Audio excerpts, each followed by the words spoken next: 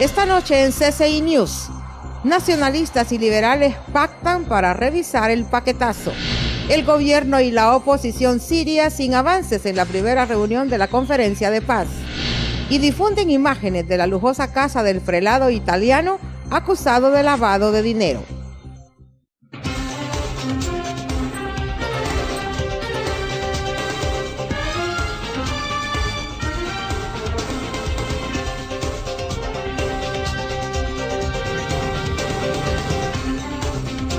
Este es su noticiero CCI News, con Mayra Navarro. Hola, ¿qué tal? Buenas noches, les saluda Mayra Navarro. Bienvenidos a esta emisión de CCI News. Gracias por acompañarnos. La conferencia internacional sobre Siria, realizada hoy en Ginebra, concluyó con el compromiso de ambas partes para iniciar conversaciones directas este viernes. Sin embargo, las posiciones están muy alejadas y se hace difícil pensar en un acuerdo por mínimo que parezca. La tensión entre las fuerzas opositoras y el gobierno sirio se hizo sentir en las declaraciones de hoy en esta conferencia. Arranca Ginebra II con posturas diametralmente opuestas. La conferencia internacional sobre Siria se ha inaugurado este miércoles en la ciudad suiza de Montreux con las intervenciones de los principales protagonistas. Si algo ha quedado claro es que un abismo separa a las partes que han formado dos bloques claramente diferenciados. Tenemos que hacer frente a la realidad. La construcción de un gobierno transitorio debe realizarse con el consentimiento mutuo de las partes, por lo que no deberá ser objetado por ninguna de esas partes. Eso significa que Bashar al-Assad no puede formar parte de ese gobierno de transición.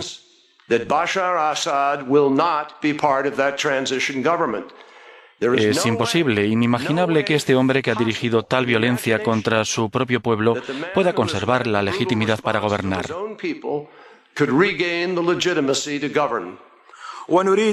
Queremos saber si tenemos un interlocutor en esta sala dispuesto a dejar de formar parte de la delegación de Assad e integrarse en nuestra delegación nacionalista. En ese caso le pedimos que firme de inmediato el acuerdo de Ginebra I en presencia de todos ustedes para que podamos transferir los poderes de Assad, incluyendo los poderes ejecutivos, la seguridad, el ejército y la inteligencia a un gobierno de transición que será el primer bloque del edificio en el que se convertirá la nueva Siria. Una visión completamente contraria a la que han defendido el ministro de Exteriores sirio y su homólogo ruso.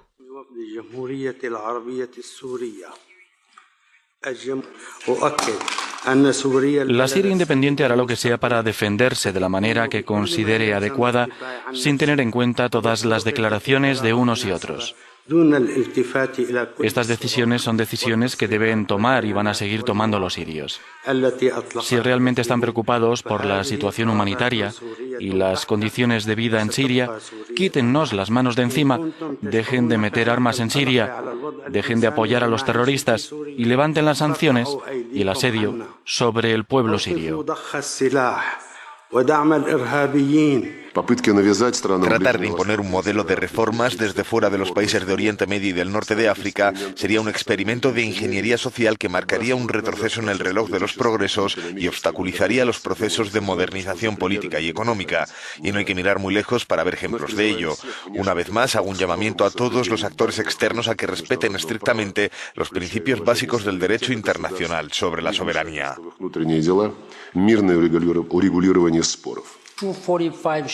El pesimismo reina sobre las negociaciones directas entre el régimen de Damasco y la oposición previstas para este viernes en Ginebra. Bueno, y en las afueras del lugar donde se llevó a cabo la reunión también se pudo ver la división entre los sirios. La división de opiniones sobre el conflicto sirio no solo se vive en las calles del país árabe ni dentro del lujoso hotel de Montreux, también en las avenidas de esta tranquila localidad suiza.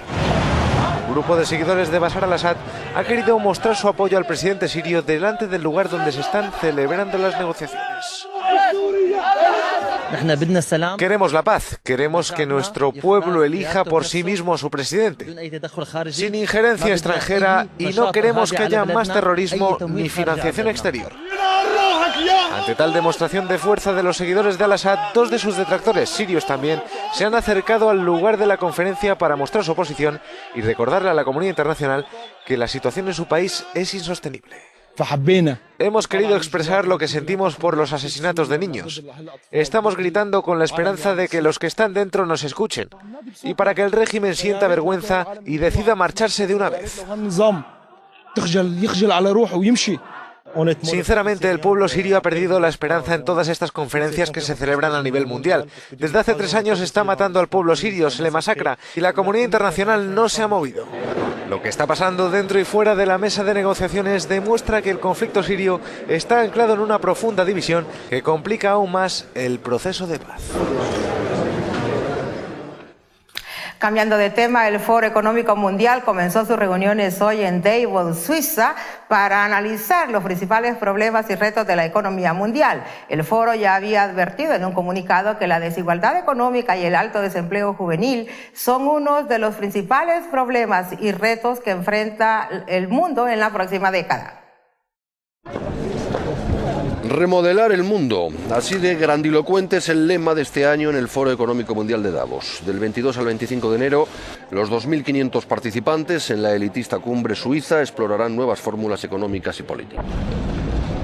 Una consecuencia directa de la actual crisis mundial es que la riqueza generada se concentra cada vez más en menos manos. El Papa Francisco ha enviado una carta a los 40 jefes de Estado reunidos en Davos para que trabajen por una redistribución mejor de la riqueza. Las desigualdades no solo conciernen a los países de la OCDE, los países emergentes o BRIC también deben tener en cuenta este fenómeno. Hasta ahora nos hemos ocupado de los problemas que amenazaban la recuperación global. Analicemos ahora la naturaleza y particularidades de la recuperación. Un reciente informe de la ONG Oxfam señala que la mitad de la riqueza mundial está actualmente en manos del 1% de la población. La desigualdad ocupa el 4º lugar en la lista de 10 prioridades de Davos este año. En Ucrania, líderes de la oposición dijeron que no hay resultados partiendo de las conversaciones con el gobierno para encontrar una solución a la crisis. En otro día de enfrentamientos, dijeron a sus seguidores que se preparen para otra ofensiva del gobierno contra ellos. 3 personas murieron en los enfrentamientos de hoy. Ucrania se asoma al abismo. Al menos 2 opositores han muerto en las últimas horas en Kiev a causa de los enfrentamientos con las fuerzas de seguridad. Las primeras informaciones apuntan a que uno de ellos fue víctima de las balas de un francotirador. El otro falleció en las proximidades del estadio del Dinamo de Kiev, que ha sido uno de los escenarios de los choques. La respuesta oficial nos ha hecho esperar. Lejos de intentar calmar los ánimos, el primer ministro, Mykola Azarov, ha asegurado que las protestas antigubernamentales han llevado terroristas a las calles del país y que todas las acciones criminales serán castigadas. A la indignación por el rechazo del gobierno a firmar un acuerdo de asociación con la Unión Europea se ha unido la polémica aprobación de una serie de normas en el Parlamento el pasado jueves. Entre ellas está la prohibición de manifestaciones públicas. Desde entonces, Ucrania se ha metido en una espiral de violencia que tiene una salida cada vez más difícil. Vamos a mensajes comerciales y al volver, acuerdo entre liberales y nacionalistas para revisar el paquetazo. Y en Colombia, un cabecilla de las FARC muere en operativo militar. Ya regresamos.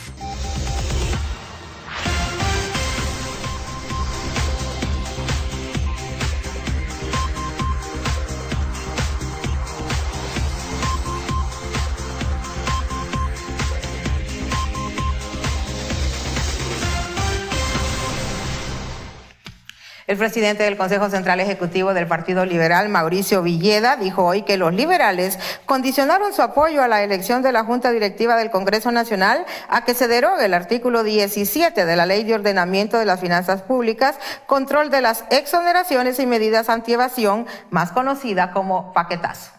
Quiero decirles que la bancada del Partido Liberal y el Consejo Central Ejecutivo pusieron como condición sine qua non, como una condición irreversible e irrevocable, que para aprobar la elección de la Junta Directiva que proponga el Partido Nacional, debe devolverse a modificar el decreto sobre la canasta básica. Entre tanto, el presidente electo Juan Orlando Hernández anunció este miércoles que conformará un equipo de trabajo para revisar el listado de productos que integran la canasta básica, con lo que acepta la condición del Partido Liberal para apoyar la elección de la Junta Directiva del Congreso Nacional. He recibido comunicación del presidente del Consejo Central Ejecutivo del Partido Liberal, don Mauricio Villeda, preguntándome si el Partido Nacional estaría en condiciones de aceptar la condicionalidad que el Partido Liberal puso de revisar el tema de la canasta básica y así poder ellos acompañar la gobernabilidad. Nosotros hemos sido claros que después de una consulta el Partido Nacional está dispuesto a aceptar la condición del Partido Liberal de que revisemos la canasta básica. Me parece que es una posición correcta. Bueno, el Congreso se va a reunir mañana para elegir a la Junta Directiva en propiedad. Y dirigentes sindicales están pidiendo que se vete la ley del empleo por hora que fue aprobada en las últimas sesiones del Congreso anterior. Jonathan Zelaya con este reporte. Cerca de 2 millones de hondureños no tienen un empleo fijo. Esto posiciona al país en el 8º lugar de desempleo en América Latina. Este mal afecta a los más jóvenes. Tratando de contrarrestar este problema, recientemente se aprobó la Ley de Empleo por Hora, con la que se espera reducir el desempleo y reactivar la economía. Esto permite que los empleadores den más trabajo, porque no tienen responsabilidades laborales por un año, porque eso se llama empleo temporal y empleo por horas. No es un empleado permanente. Pero la ley se reformó para que la temporalidad no se vuelva permanente. En el sentido de que si se vuelve permanente, debe adquirir los derechos de un trabajador normal. Pero las centrales obreras consideran que esta ley afecta a los empleados en general, porque con la nueva medida se está aboliendo el pasivo laboral y se está sustituyendo el empleo permanente por el temporal. El trabajo permanente y con contrato indefinido lo están sustituyendo por el trabajo temporal. Y un trabajador temporal es un hombre inestable en lo personal, en su familia hay inestabilidad, en la sociedad hay inestabilidad. Un hombre que no tiene empleo permanente, ¿cómo va a planificar su vida? ¿Cómo va a decir, me voy a casar si no tengo empleo permanente? Eso daña a la sociedad. ¿Quién le va a dar crédito a un hombre que no tiene empleo permanente? O sea, esto es una grosería. Los defensores del empleo por hora aseguran que esta nueva ley beneficia a varios sectores de la población, ya que pueden trabajar y dedicarse a otras labores, ya sea del hogar o a estudiar. Es que el programa es un programa exitoso, es un programa que beneficia a este segmento de la población y es una alternativa, es decir, con la nueva ley se flexibilizaron algunos beneficios que no estaban contemplados en la ley anterior. Según los datos brindados por el Ministerio de Trabajo, desde la puesta en vigencia de la ley en noviembre del año pasado, se han generado 177.369 empleos en todo el país, dejando un ingreso por concepto de salarios de más de 12.000 millones de lempiras. Jonathan Zelaya, CCI News. Ahora vamos a Colombia, donde fuentes militares han informado que Leonel Vargas Quintero, más conocido como el Flaco Arlex, murió durante la operación militar llevada a cabo el martes en el departamento de Tolima. Entre tanto, el ejército trasladó los cuerpos de 14 guerrilleros que murieron en la ofensiva del fin de semana. El municipio colombiano de Tame, en la frontera con Venezuela. El ejército de Colombia confirmó este lunes que 14 guerrilleros de las FARC murieron durante una operación el fin de semana. La ofensiva fue contra un campamento de la guerrilla en la zona. También resultó herido otro guerrillero y uno más decidió desmovilizarse. El ataque se produjo pocos días después de un ataque con motobomba atribuido a las FARC, que mató a una persona e hirió a 25 en el oeste de Colombia. Las Fuerzas Armadas Revolucionarias de Colombia, FARC, negocian desde hace más de un año con el gobierno de Juan Manuel Santos en Cuba para poner fin al conflicto armado. Este año la guerrilla marxista cumple 50 años alzada contra el Estado, con un contingente de más de 7.000 combatientes. La operación del fin de semana ocurre 5 días después de que terminara una tregua navideña de un mes decidida unilateralmente por las FARC. La tormenta invernal que afecta a Estados Unidos, la tercera en lo que va de este año, ha provocado el retraso de unos 1.500 vuelos y la suspensión de otros 3.000 vuelos en Estados Unidos, además el cierre de escuelas y oficinas. Los gobernadores de los estados de Nueva York y New Jersey se han declarado en emergencia.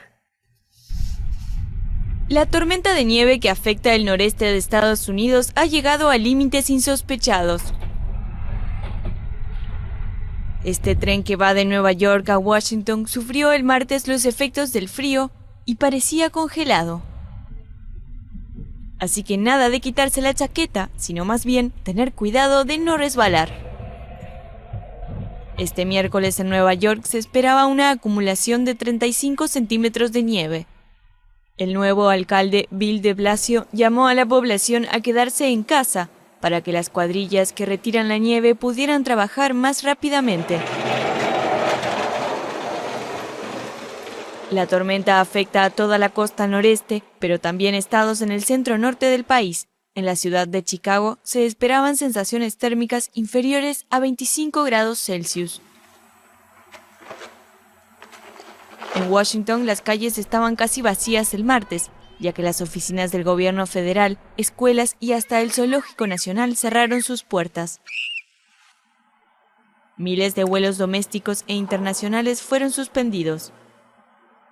El miércoles la capital retomaba lentamente su actividad, mientras la poderosa tormenta continuaba su camino al norte.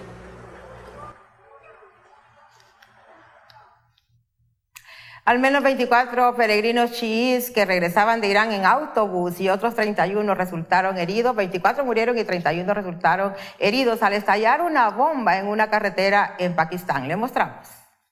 Atentado contra un autobús de peregrinos chiíes en Pakistán. Al menos 24 personas han muerto y decenas han resultado heridas en la inestable provincia de Baluchistán, en el suroeste del país. Una bomba hizo explosión a la altura de la localidad de Dringar cuando el vehículo regresaba de Irán. Entre las víctimas hay mujeres y niños, así como paramilitares que escoltaban a los peregrinos. Los chiíes representan el 20% de la población pakistaní. Considerados próximos a Irán, la primera potencia chií mundial, están en el punto de mira de los extremistas suníes. En 2013, más de 400 chiíes perdieron la vida de forma violenta. Hacemos otra pausa comercial y al volver, imágenes de la lujosa casa del prelado italiano acusado de lavado de dinero y un estadio de Brasil a punto de quedar fuera del Mundial.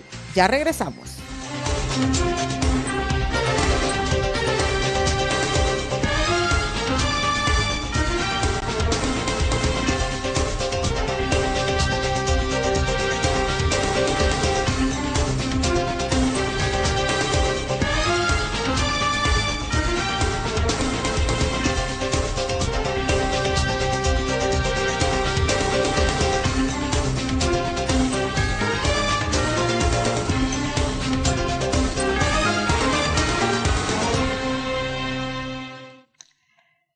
La policía italiana divulgó hoy imágenes que muestran la opulencia en que vivía un exfuncionario del Banco Vaticano acusado de lavado de dinero.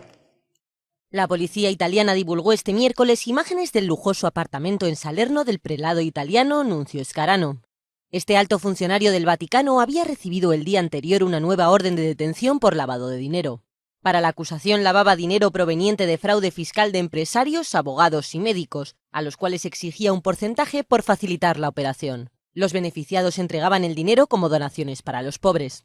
En junio pasado había sido detenido por complicidad en una operación para repatriar desde Suiza unos 20 millones de euros vinculados al fraude fiscal de una familia de armadores napolitanos.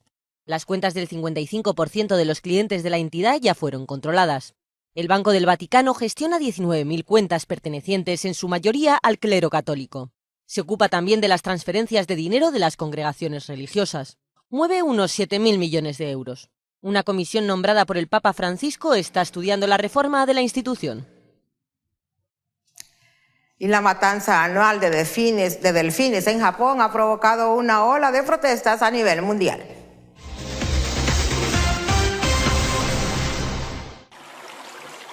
La organización internacional Sea Shepherd vuelve a denunciar la caza de delfines en Japón. Estas imágenes difundidas por la ONG son del pasado lunes. Pero los activistas afirman que los pescadores volvieron al mar este miércoles para continuar con lo que denuncian como una carnicería. Los pescadores intentan atraer a estos mamíferos del Océano Pacífico hacia la bahía de Taiji, en el oeste de Japón. Allí seleccionan decenas de ejemplares para parques acuáticos y matan a los otros para vender su carne. Según los activistas, desde que comenzó la temporada de pesca de delfines en esta región, han matado a más de 40 y unos 50 fueron capturados para venderlos vivos a cambio de miles de dólares. La organización recibió este año el apoyo inesperado de la embajadora estadounidense en Tokio, Caroline Kennedy, y de la viuda de John Lennon, Yoko Ono. Pero las autoridades y los pescadores de Taiji afirman que esta actividad es primordial para la economía de la comunidad y acusan a los activistas de no respetar la cultura local.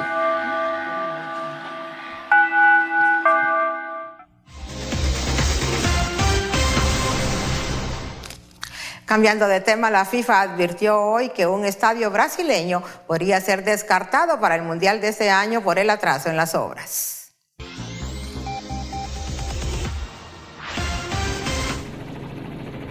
El secretario general de la FIFA, Jerome Valcke, advirtió este martes que la ciudad de Curitiba, al sur de Brasil, puede quedar fuera del Mundial 2014 si no garantiza la entrega de su estadio a tiempo.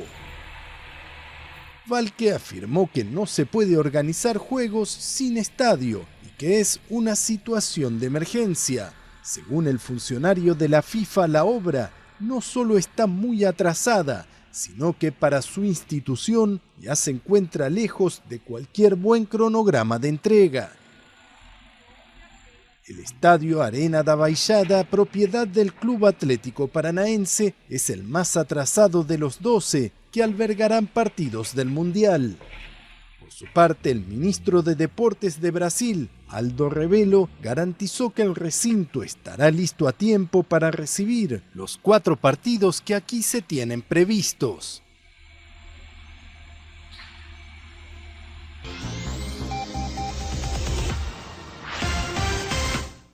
Vamos ahora con información de lo que sucede en el mundo cristiano en el siguiente resumen. Microinformativo Mundo Cristiano. En Rusia, la iglesia y los ministerios cristianos se encuentran listos para asistir a la competencia olímpica en Sochi. Entidades de fe se han organizado para llevar el mensaje del evangelio a los asistentes y a los deportistas. Para alcanzar el objetivo, dirigirán 3 zonas cristianas de esparcimiento. Estas zonas serán operadas por las iglesias locales de Sochi. En Ucrania, la iglesia cristiana se une para enfrentar las amenazas del gobierno tras establecer una ley que ejerce presión sobre grupos que reciben fondos desde el exterior. Las entidades de fe ven la medida como una restricción a la libertad religiosa. Los líderes de la comunidad evangélica declararon su disposición a continuar el ministerio cristiano, incluso ante la nueva ola de represión. Y en Sri Lanka, la policía identificó a 24 personas sospechosas de atacar a 2 iglesias cristianas durante el fin de semana. En la ofensiva, los miembros de la iglesia fueron amenazados de muerte. Grupos budistas enfurecidos atacaron a 2 congregaciones de las Asambleas de Dios el día domingo. Biblias y una serie de libros cristianos fueron quemados por la turba. Mundo Cristiano es una producción de CBN News. Llegamos al final, gracias por habernos acompañado. Le invitamos a visitar ccinews.com o a seguirnos en Facebook y Twitter. Gracias por haber estado con nosotros hoy. Regresamos mañana.